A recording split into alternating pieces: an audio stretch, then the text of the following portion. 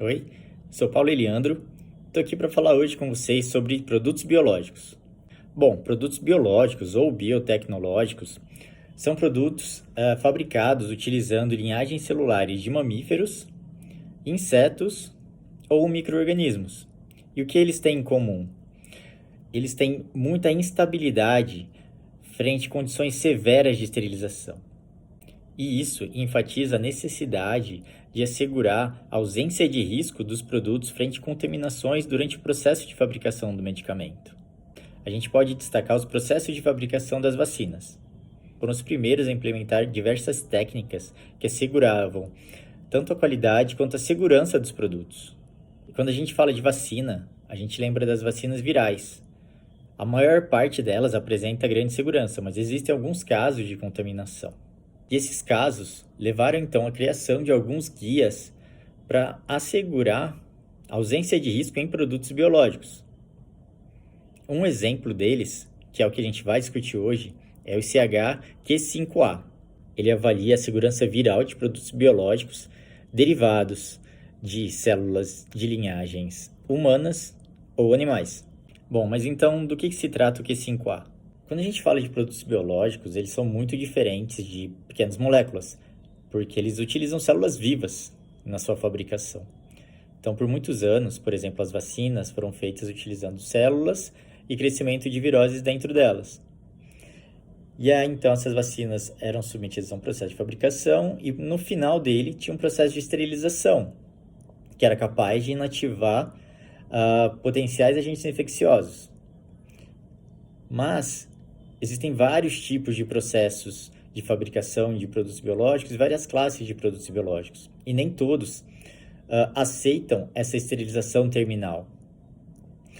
E apesar de não aceitarem, eles precisam assegurar que existe uma ausência de agentes infecciosos que podem prejudicar a saúde do paciente. E é para isso que existe o ICH-Q5A. Entendendo essa necessidade de avaliação de risco em relação à segurança viral, o que o ICH-Q5A traz para a gente? Ele traz um conceito de triângulo de segurança. O que a gente tem nesse triângulo? A gente tem o teste nos materiais, nas matérias-primas, a gente tem testes em processo e a gente tem uma validação do processo em relação ao clearance viral. Mas o que é cada um desses conceitos do triângulo?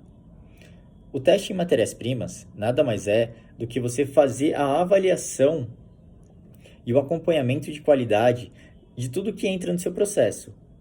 Então, se você vai fazer testes em relação a potenciais agentes infecciosos que podem ser carreados para o seu processo nas suas matérias-primas.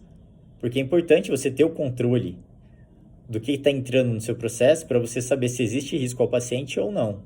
E aí a gente parte para o segundo ponto do triângulo, que são as avaliações em processo. Mas por quê? Bom, se você tem um controle do que entra nas matérias-primas, que é o primeiro passo, o segundo, que seria a avaliação em processo, nada mais é do que você assegurar que durante o processo de fabricação você não está tendo uma contaminação. Ou seja, durante o upstream, existe alguma contaminação que está sendo criada? Durante a expansão do banco de células, eu estou gerando o aumento de algum agente infeccioso, algum agente viral? E é para isso que existe esse segundo ponto.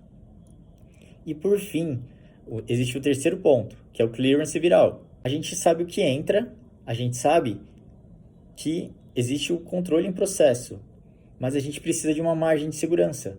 E é isso que esse terceiro ponto do triângulo nos dá. Então, quanto o meu processo é capaz de eliminar em relação a uma potencial carga viral que pode vir de uma maneira indesejada, uma maneira que não tem o controle.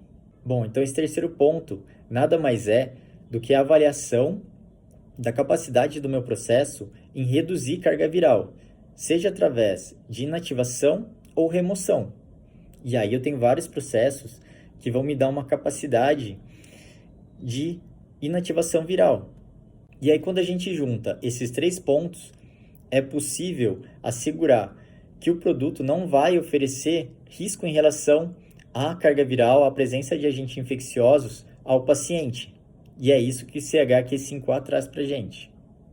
São três pontos material de partida, controle em processo e clearance do processo, que nos fornece uma base de segurança para garantir que o produto não vai apresentar risco em relação ao potencial viral.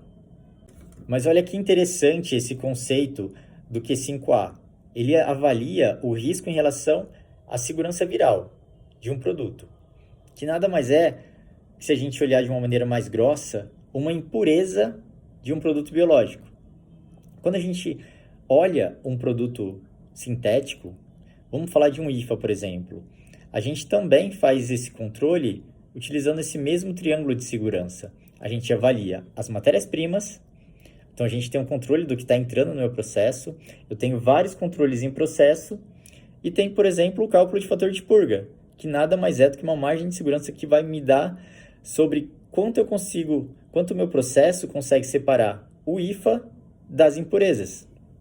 Então, esse racional de impurezas estão todos conectados. E o principal que cada um dos guias traz é assegurar a ausência de risco para o paciente, garantir a segurança do produto para o nosso paciente. Bom, essa era a mensagem de hoje, espero que vocês tenham aproveitado e mais conteúdo sobre produtos biológicos também estão vindo por aí. Valeu!